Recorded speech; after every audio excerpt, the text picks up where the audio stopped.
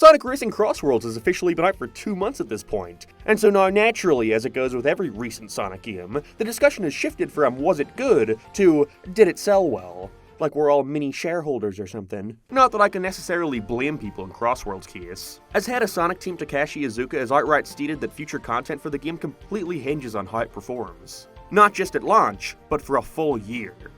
And so it makes sense that for the first month of release, people were standing around scratching their heads at the fact that Sega had yet to announce any kind of sales figures. And when we finally did get that reveal, that the game had sold 1 million copies in its first month, a lot of people were now left wondering, is that good? I mean, Sega were proud to announce that Shadow Generations had sold 1 million copies on the day of release, so I don't know, is that good?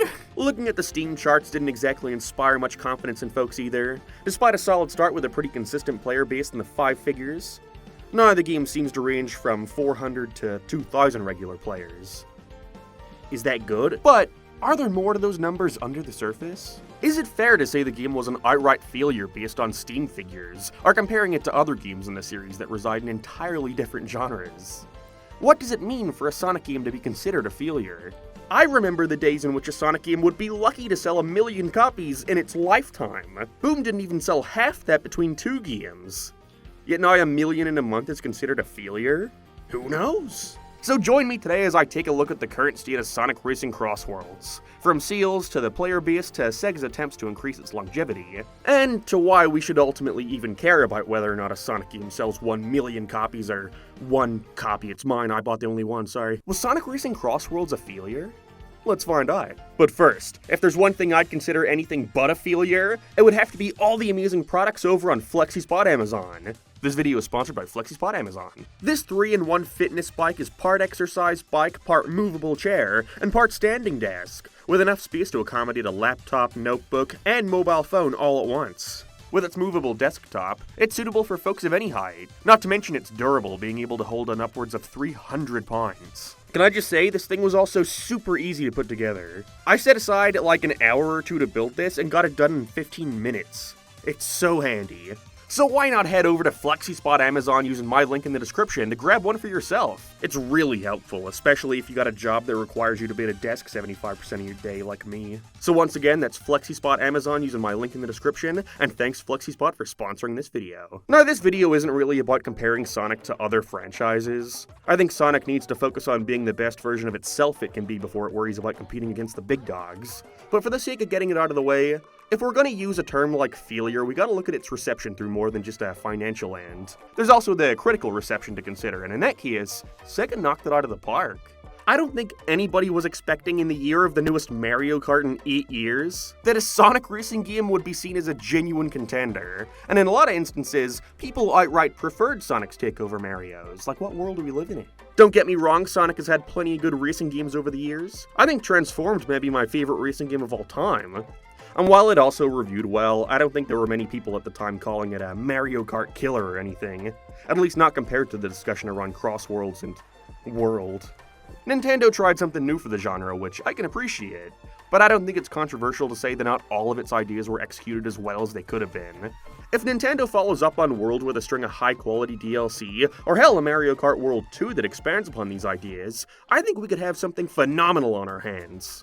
But as it stands now, there were a lot of fans disappointed at the state the game was released in. Fans who would have preferred a more traditional kart racer more in line with 8 Deluxe. In this case, it was incredibly smart of Sega to keep things focused on arcade racing. These 2 games offer completely different kart racing experiences, and a lot of people, including some Mario fans, outright preferred what Sonic had going on. Sales-wise, however, it's a new Mario Kart and a launch title for the follow-up console to Nintendo's biggest system ever. There was no chance of Sonic even coming close to surpassing the sales numbers that come with that. That's what I mean when I say there isn't much point in comparing the two. Like, it's kinda laughable in retrospect that this was even a discussion people were having, like Sonic even had a chance. But review-wise, Crossworlds frequently matched, if not surpassed, the reception of Mario Kart World, and people took notice. Definitely spreading good word of mouth and undoubtedly gave the game an influx of sales. So, why is the state of the game even something to be discussed? I mean, I saw for weeks on social media how it was frequently topping the PlayStation, Switch, and Steam charts. On pre-orders alone. How could it possibly have failed? I mean, just look at the Steam chart numbers. Ain't nobody playing this shit. But is that entirely true? I've been guilty of using this metric in past videos, although it was always under the context of me having no real idea what constitutes as a success or failure solely looking at concurrent Steam players. But I've seen people use the player base, or lack thereof on Steam, as a sign of this game being dead on arrival. Now, something very obvious to point out here is that Steam makes up just 1/4 of the players who could have bought the game on any of the other 3 ways there were to purchase it. PlayStation players, Switch players, and Xbox players. I guess 1/5 if you want to count Epic Games, but this is no time for jokes. While Steam offers thousands of games across every genre under the sun, even the weird ones, I think it's safe to say that the kart racing genre is not one of their most popular. If you look at the biggest racing games on Steam, it's the Forzas and Need for Speeds that are doing well. You don't really see many kart racers on that list. Unfortunately, Mario Kart has dominated the genre for the past 30 years, so it's generally considered if you want to play a kart racer, then you gotta do so on a Nintendo console. And if it's between Mario and Sonic, 9 times out of 10 they're gonna pick Mario because it's Mario. You can not like Mario in the slightest and still pick up the newest Mario Kart or have a good time playing it at a friend's house. You get some fucking side eyes if you're pulling out Sonic Racing Crossworlds at the function. That could change, of course. It's just gonna take a string of consistently good racing games to improve the brand's image in the genre. And Crossworlds is a great step towards that. Saying all that, though, that still doesn't really tell us much. All that's really saying is that it could be doing well on consoles, not that it necessarily is. And so it's fortunate that the game has frequent in-game events that have leaderboards, showing how many points you've collected over the course of a couple days. You know, someone's gotta be last, right? And so while there's still no definitive number, people have reported being as low as 50,000 in these festivals. Meaning there must be a massive chunk of people returning to this game, at least when these events are going on and FOMO sets in. They do these in-game events every couple weeks, so if they still have enough to entice people the way they've been doing these past 2 months, then I'd say Crossworlds is doing pretty good, in my uneducated non-Sega employee opinion. 50,000 is certainly better than 400, and 400 is certainly a lot better than 17. So yeah, it seems like these festivals were a genius idea on Sonic Team's part. I saw a lot of people mad upon release that when there's a festival going on you can't take part in regular world matches, and while that may be annoying to some, I understand completely why they did it. There was no guarantee how well this game was going to perform, and so splitting the online player base between 2 different modes would simply lessen the amount of full lobbies you could find. They want to see if the game can consistently hold together one online mode before opening up more. And it seems like they're finally doing that with a brand new Legend mode, where you're only pit against the best of the best.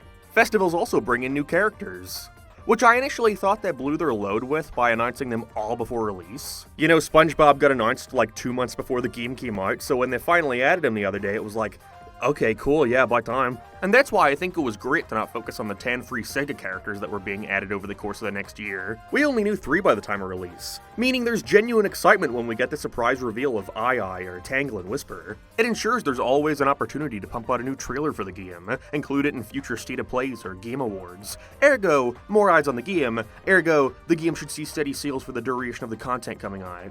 Like, I know it came off disappointing to see that the game only sold 1 million in its first month, whereas Shadow sold 1 million in a day, but the truth is, Shadow Generations kinda crashed and burned after release, taking another 3 or so months to reach 2 million. Still not bad numbers, but it's hard to deny all that momentum it built up leading to release did not last very long afterwards. When Sega recently came out with updated sales figures for Frontiers and Superstars, Shadow Generations was noticeably absent, leading me to believe there wasn't enough of a shift to warrant reporting.